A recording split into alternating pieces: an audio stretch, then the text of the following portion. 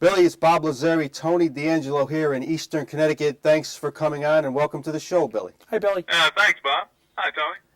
It's a pleasure having you on, Billy. You've been very more than generous in the booking process, and it's an honor to have you on the show.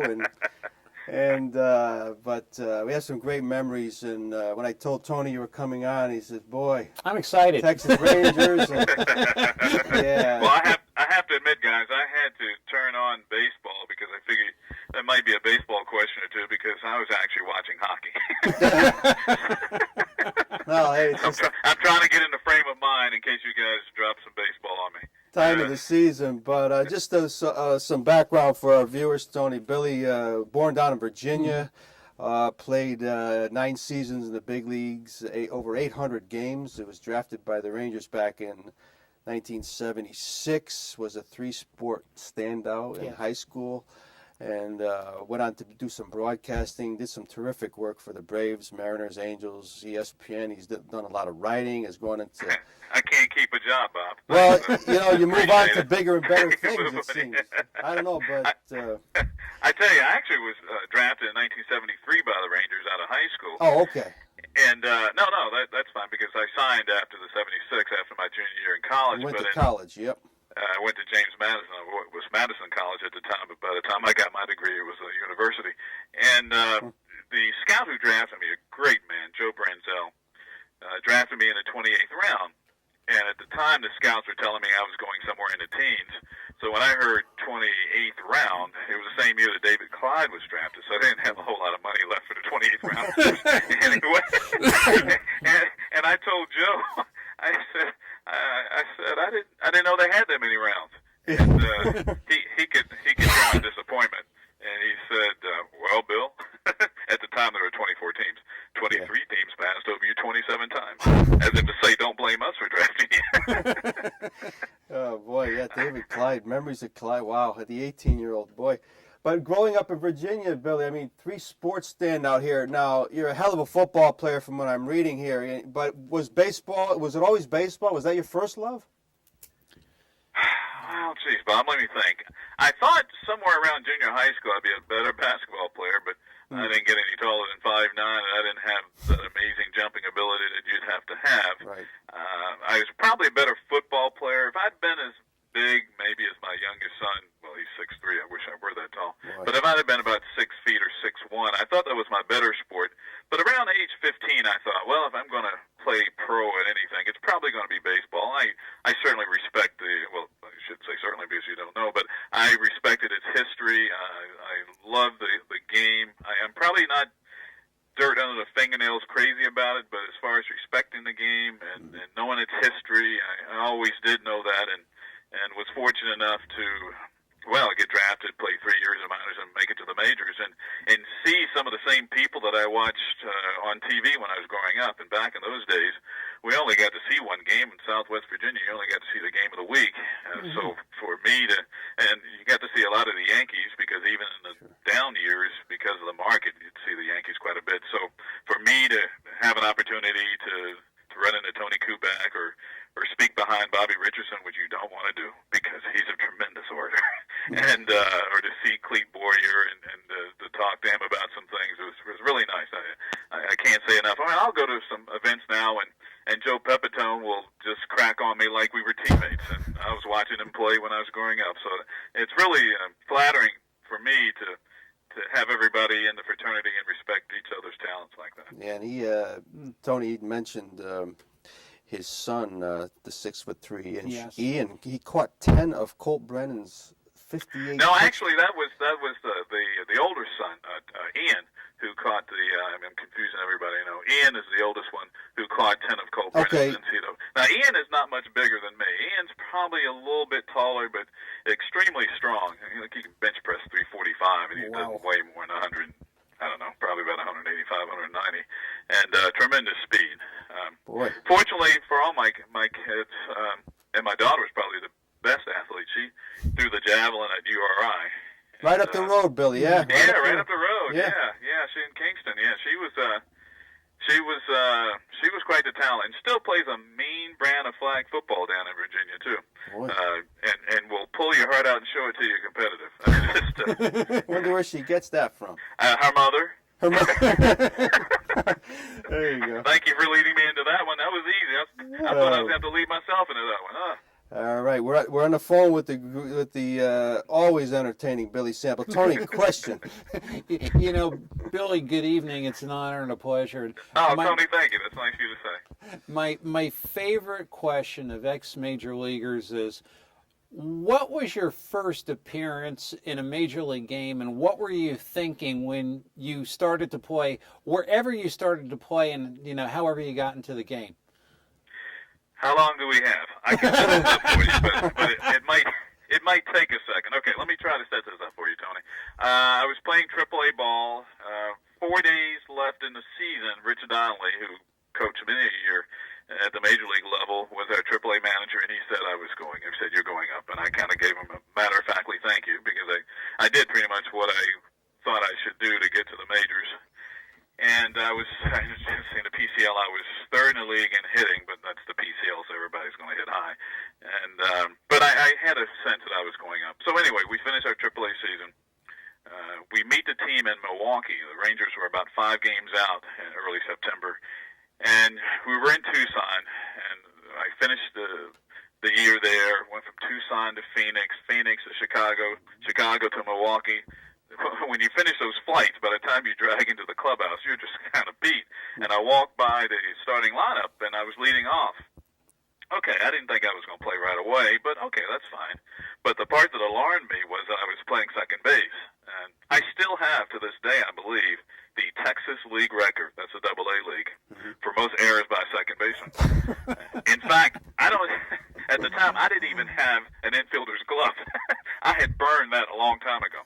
They moved me back to the outfield in the second part of my AA year. They figured my bat would precede my glove to the majors, and they were right. Plus, they had bump wheels at second base in the majors, so I wasn't going to unseat him anyway. So this went on, and somebody came up to me, and I remember Doc Ellis saying, "Well, congratulations, young man, and let's go." So we're about 10 minutes before the start of the game. I still have no idea what's going on, because somebody needs to know that I'm really shaky in the infield. And, so we start our sprints, and I remember Richie Zisk coming over to me and telling me, "Well, it's just like AAA," as if to calm me. And I thought that was really nice of a veteran to do something like that. So maybe 5 minutes before the start of the game, Billy Hunter, the manager, calls me over, and he says that they felt that Bump was struggling a little bit from his right side. Bump Will's a switch hitter. So they wanted to give him one less at-bat from the right side, and he was going to go into the game. So it didn't really matter what I did. I wasn't going into the field, thank goodness. And so Jerry Augustine's first pitch, I was leading off the game. His first pitch, he drove into right center field. Sixto Lescano made a dive, went off his glove for a base hit. Now I'm on first base with this big Cheshire cat-eating grin on my face. I couldn't stop grinning. And here comes Bump, the pitch run for me. My day's over. Yeah. I have no idea. Bob Uecker is doing their play-by-play on radio. I have no idea what he thought was going on. Maybe he thought I pulled a muscle coming from home to first. I have no idea. Yeah, I did have that in my notes, Billy. You singled on your first major league pitch. That was a first ball fastball hitter. Let's get it on. You weren't about to wait. That was great. No. Patience and me at the plate. No, it wasn't a good marriage. And Billy, here you hit 292 in 79. You hit 283 in 81. Yeah, it went downhill. You finally get to play regularly in 83. You steal 44 bases. But it seemed to me, you must have been frustrated not to be able to play every day for the majority of your time there in Texas. Did they just have some really good players in front of you? Because my goodness, man, your stats were good, your lifetime things were good, but you never really. It's instead of that 1 year, you never really played full time. Well, it seemed as though when I started to do something, Tony, something happened. In 81, I started. I don't know if it was set out that way, but I ended up starting the year, and I was doing well. I was among the leaders in doubles, and then I made a dive after ball and caught it, but I had to wait for the ball to clear the light, so my hand was low to the ground, and by the time I caught it, I rolled on it and broke the ulnar styloid bone in my wrist, and that put me back a month. And then 81 was the strike, the labor impasse, so that put me back even longer, and then it just seemed like that would have been the year that would have propelled me into, who knows? Maybe an all-star status or certainly close to it. And then '82, I didn't get to play as much. I was in and out of the lineup, and they moved people in and out. It always seemed as though they weren't really happy with me. They wanted somebody else all the time. But in '83, I started the same way, had a good first half, and died towards the second half, as did the team, and as did a lot of the Rangers back in those days in the second half of the year playing in that minor league stadium, because you had to weather the heat, and the heat was just oppressive. And to sustain a strong year was hard. It seemed to be hard. Maybe I'm just making an excuse, but it seemed to be hard. And then 1984, I got off to a horrendous start, and I don't want to put an asterisk beside it, but my wife had her first serious multiple sclerosis attack, and I've got two young kids there, and we had help, but it was just a long year because she was in Baltimore trying to get help or in a hospital situation, and they were still diagnosing her at the time, and I'm flying back and forth on off days, so it was just a long year, and it wasn't. Sometimes I realized I was losing concentration out there. I remember the only time that I forgot how many outs there was doing this stretch. So, and then at that point, you've given all the chances, or you've been given all the chances you're going to get, and it was time to go. And they were moving in new blood. Odie McDowell had come up at that time, and it was just time to go. And it's unfortunate sometimes you don't get a second or third chance, or there are some things that go on that doesn't help you to get the most out of it, but that's life sometimes. And, And I but I like to think that I played hard, and I have some tapes of diving catches that I made, so every once in a while I did. You did okay. And I did have that as a question. The heat in Texas, Tony. We've talked to guys who played in Houston before the Dome, and Sure. things like that. But they said, Billy, well, we talked even to guys who played in Cincinnati on the artificial turf. Yeah. It was just brutal in the summer. But I mean, I would imagine it has to catch up with you, Billy, over the course of that, in that kind of climate, playing that many games. It's got to drain you. And do you remember, like, the hottest day you ever played in a baseball game down there? No, but I should have many been of them, acclimated. Yeah, really. When you have 43 consecutive days over 100, what's 105 to 107? Right. But I should have been acclimated a little bit to it because I played AAA ball in Tucson, and we played against Phoenix, and so you got kind of used to the heat. But it's a little different heat. They talk about the dry heat, and in Texas, they say, well, it's kind of a dry heat. Well, it's not dry like Arizona heat. It's a little humid. But anyway, and Houston's even worse because there you definitely have the humidity to go along with the heat. So I've heard stories of those players, the Colt 45 players. I think Rusty Staub told a story where he would carry a can of insect repellent with him in his back pocket and just sort of spray himself. And one time he's spraying himself and the ball's hit, and he still has a can in his hand as he's running after the ball. We have talked to guys who was on the show. Bob Bruce, Bob Tony, Bruce a few was other here, guys that had played in that era, and they said it was just brutal, right? The bugs, Tony, and all that. Yeah, it was Richie Ashburn said this is the only town that women wear insect repellent instead of perfume. Yeah. That's right. That's a good one. But I thought the worst insects or the worst mosquitoes were in Minneapolis or Bloomington back in the old Met when it was outdoors before the Met, and they had mosquitoes that would eat insect repellent as an appetizer. I was going to say maybe the cold winters, Billy. They're hibernating, they're fattening up, maybe. And yeah. Your sanitary hose would just be red by the time the game was over, just from killing mosquitoes that had landed on you. Oh wow! But yeah, it was tough. But I tell you what, nowadays with the new stadium, the infrastructure is so good that you really don't have to spend that much time outside of maybe taking infield. You can get all your work in inside. Let's say, for instance, I wanted to work on bunting for a base hit. Well, I'd go outside at 4 o'clock, and I'd have to stay from 4 to, 6:30 or so. It's going to drain you a little bit. So at times you had to make a conscious decision whether or not you wanted to work on your craft or reserve some energy.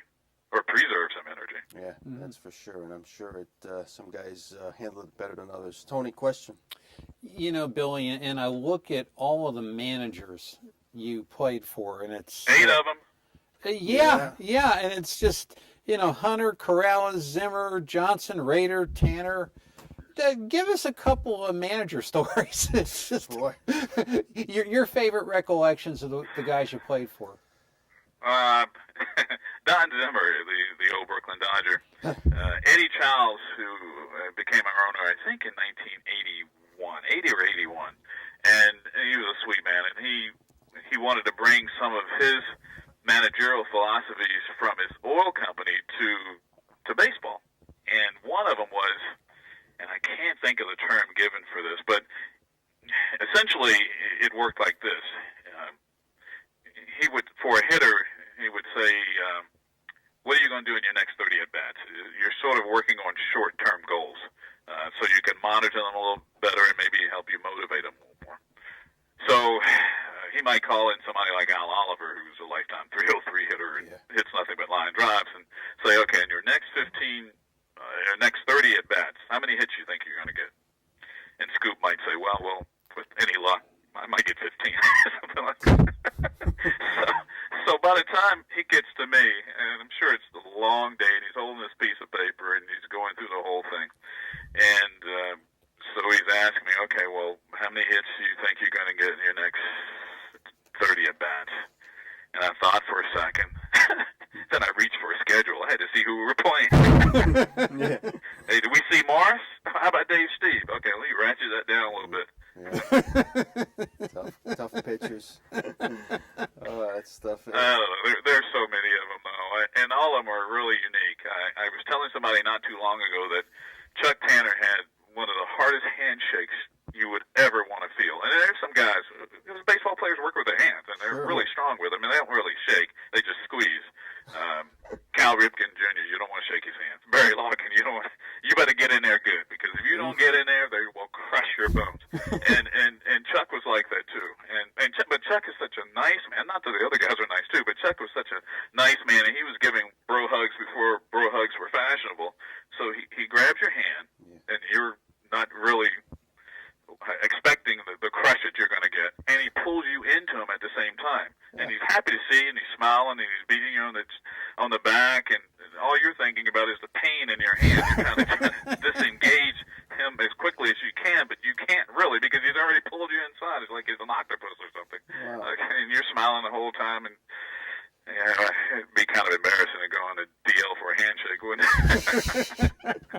Chuck, he was he's an extremely nice man. Yeah, we've heard really guys who've played under him, Tony. They've always said he was great to play for. What was the managerial theory, Billy? You said one ear open and one eye open. He didn't want to like really beat. He trusted you guys as individuals, as mature ball players. I think all of them do for the most part. I don't. Most of them did. I don't think anybody treated you. I think I had one curfew the whole time I was in the big leagues. I don't know how I happened to be in the room, but I was at the time. And I don't. Most of them treat you.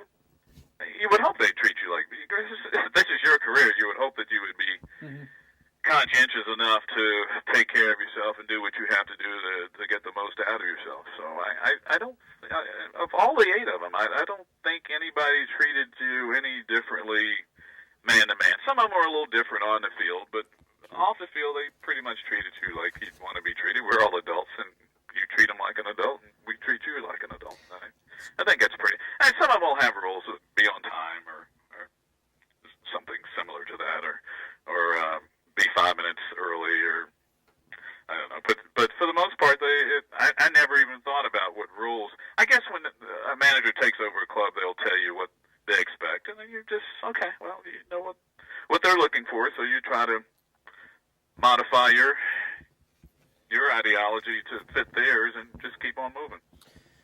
And as we talk to Billy Sample, Tony, we show some pictures of Billy on the TV screen as a member of the Rangers, Braves, and Yankees. And the Yankees. So we're showing a little collage there. And speaking of New York, Billy, you come there in '85, and we've talked to guys, and we hear it all the time here in New England, Billy, this mystique of playing in New York. You have that feeling when you come to the Bronx. The pinstripes, the Ruth Gehrig mantle thing. When you got to New York, were you a little overwhelmed? Was it something that you embraced, or was it just to you another place to land and do your job?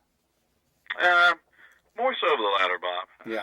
I didn't feel the ghost of DiMaggio or I don't know anybody else out there when I was Right. going out to the outfield. Although I think there is something to that, though. There could be something when you've won and you've had that kind of history and tradition. I would imagine at times in an even situation, some of the players did feel as though they had a little bit of, I don't know, angel on your shoulder or something like that when they played for the Yankees. But so much of that, and well, one, I played in the stadium so many times just on the other side, so it probably took some of the mystique away, but I played on a very good team. My goodness, we won 97 games that year. It was Yogi's last 16 games as a manager, and that's another manager that was just a really nice man. It was an honor to play under him. And then Billy Martin took over for whatever tenure it was for Billy, and we won 97 games. But Toronto, I think, in large part due to a former Ranger, Tom Henke, coming out of the bullpen, really set their team up very well. They won 99 games and won the pennant or won the division that year. So. But it was a good year. We had Mattingly at first. It was his MVP season, and that was really special to watch. I had a good seat for most of the night. Randolph at second, Bobby Meacham, Andre Robertson played short.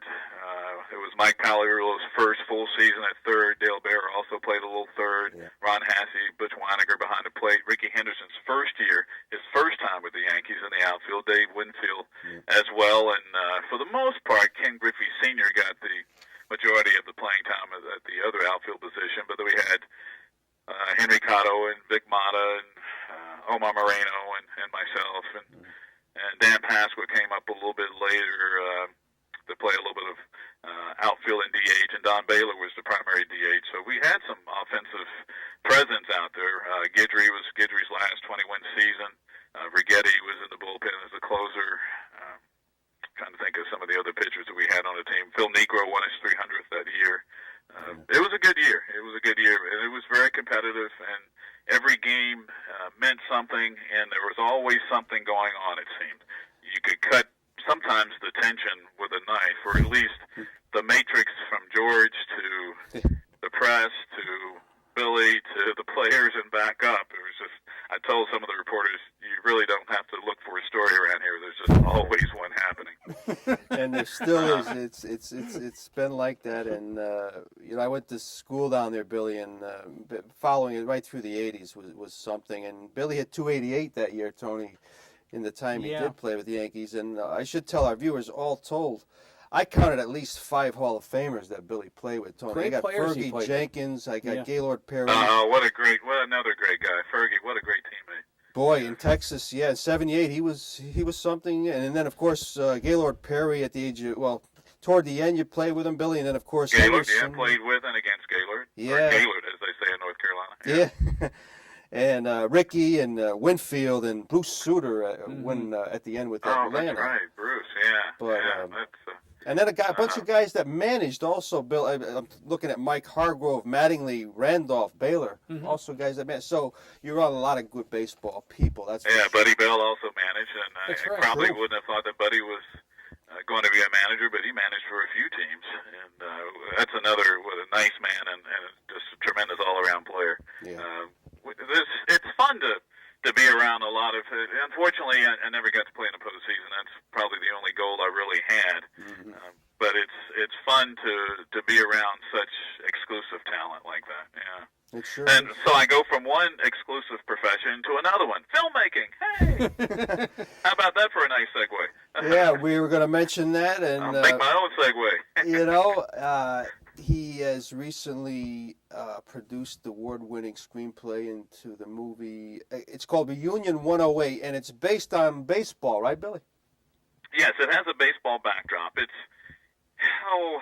it's an edgy, satirical, probably R-rated. Well, at least that's what I'm hoping for. A lot like me, and a lot about relationships with a baseball backdrop. It's 2 generations of players returning for a minor league reunion. One generation, my age, so I could play in a movie, and another generation, probably in their late 20s, early 30s. And it was a blast to shoot. It's taken. I had a few speed bumps from shooting it in 2002 to finishing out the edit this week. But the actors were great. We have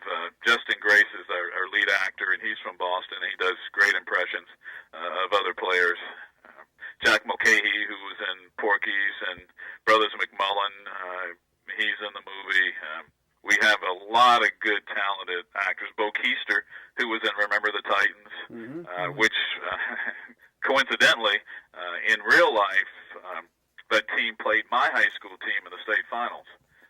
In the movie, they had them depict them playing Marshall, which was one of their district rivals, because you can't really Hollywood up a 27-0 score if they beat us in the state finals. That's right. But so the only close game they played that year was against Marshall. I think the final game was 19-14. They had 13. They played 13 games that year. They shut out 8 opponents, including us. We had an early touchdown call back and mounted no offense after that. I know I need to get over that. And I it was think, only 40-some years ago. You, I should get over it by now. You have to concentrate, Billy. You scored the winning touchdown in that quarterfinal game. In the quarterfinal game, right? Yeah. That's about the only thing I did that night too. But everybody else did everything else. But we were trailing. We were getting really beat up badly by E.C. Glass out of Lynchburg, who would have played a much better game against T.C. Williams because they could match up strength versus strength a little better. But we were trailing 14-0 with 8 minutes left, and we scored 3 touchdowns in 1:46. Wow. It's still the most incredible. This is what kind of professional career I had, because that was the most incredible game I've ever been a part of. It's just after the game, you're still just spinning around the field wondering what had just happened, because I was looking up and watching from Lynchburg to Salem. Actually, we played it in Roanoke, but they're about 50 miles apart, and I was looking up and watching the E.C. Glass people leave to get a jump on the traffic with about 8 minutes left. Yeah. How'd that work out for you? Yeah, boy. Tony, we got about a minute left. Question for Bill. You know, and Billy, I'm curious, have you ever entertained any thoughts of getting back into baseball as either a coach or an executive, or, working in the office or managing? Tony, no. I'm not smart enough to manage. Although Joe Klein, who's the president of the Atlantic League, the independent league on the East Coast, and he was my first professional manager, and later became general manager, always felt that maybe with my psychological background or something, a psychology background, that I would be good as a manager. But I love talking about the game. I love writing about it. I love that means of expression. I enjoyed broadcasting when I did, but oh my goodness, no, to be underpaid as a coach and to talk to kids who may not listen like we listened back in the day, I'm good. Thanks for asking, Tony, but I'm good. I'm good. And now if I get this film and make some money, I'm really fine. In all seriousness, I have to tell you this, Billy. I mean, we talk constantly, Tony and I, about the so-called jockocracy, which people go right from the baseball or football, the gridiron, the diamond, right into the broadcast booth. You were one of the few. When I heard you and I said, my goodness, this man is a professional, you were one of the ones that made one of the smoothest transitions I've ever seen, and that's the truth. Oh, thank you, Tony. That's nice of you to say. I was very lucky to have the guys in Atlanta when I first started doing Braves broadcast in 1988. Yeah. The Skip Carey and Pete Van Wieren and great guys. Ernie Johnson, Sr., and Pete's the only one that's still around. But they accepted me very well. They allowed me to do an inning of play-by-play, both on TV and radio, and that was my start. I enjoyed calling a game. I didn't like it setting it up so much, but I just enjoyed calling a game and bringing some of the nuances that I had to try to enhance people's appreciation of the game. So that's nice of you to say thank you. And well, you did. You did it well, Billy. Again, it's been a pleasure. We've only scratched the surface. We have a ton of other questions, but we have to kind of wrap it up. Again, it's been an honor booking the show with you and becoming a friend. And we'll be in touch, my friend, and maybe we'll talk later on in the season. Good night, Be great, Bob. Anytime. All right. Thanks, Tony. Thank you, Billy. Okay. Good night. Bye-bye.